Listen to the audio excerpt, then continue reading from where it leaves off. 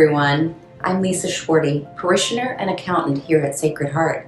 Welcome to On Fire, a daily gospel reflection. Today's reading is from the Gospel of Matthew. Jesus spoke to the crowds and to his disciples, saying, "The scribes and the Pharisees have taken their seat on the chair of Moses. Therefore, do and observe all things whatsoever they tell you, but do not follow their example. For they preach, but they do not practice. They tie up heavy burdens hard to carry and lay them on the people's shoulders, but they will not lift a finger to move them. All their works are performed to be seen. They widen their phylacteries and lengthen their tassels. They love places of honor at banquets, seats of honor in synagogues, greetings in marketplaces, and the salutation, 'Rabbi.' As for you, do not be called Rabbi. You have but one teacher, and you are all brothers. Call no one on earth your father. You have but one Father in heaven. Do not be called Master. You have but one Master, the Christ. The greatest among you must be your servant.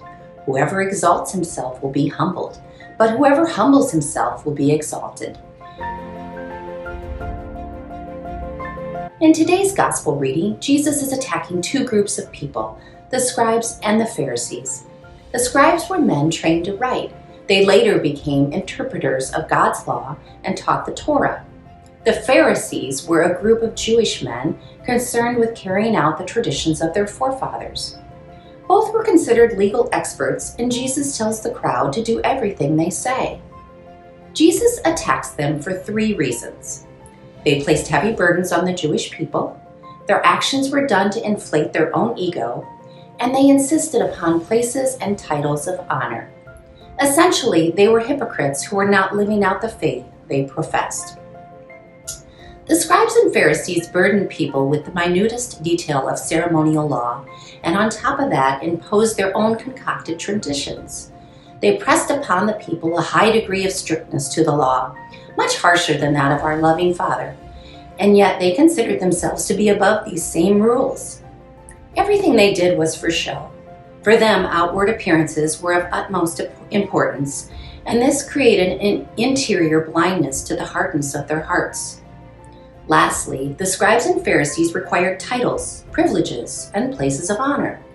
They felt that they deserved to receive preferential treatment because of their position.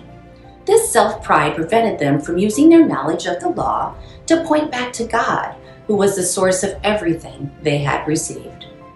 What can we take from today's reading? First of all, we must live out the faith we profess. The old adage, "Your actions speak louder than words," rings true here. By living out our faith, we clearly show the intentions of our heart. Jesus is very concerned with the impact we have on others. Christ does not want our hypocrisy to become a stumbling block to those who witness our actions. This is a sobering reminder that we must be authentic Christians who live out our faith daily.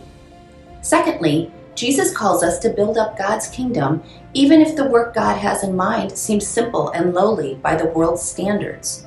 By completing the will of our Father, we bring him glory. May our obedience and complete trust in the Lord allow us to one day hear, "Well done, good and faithful servant."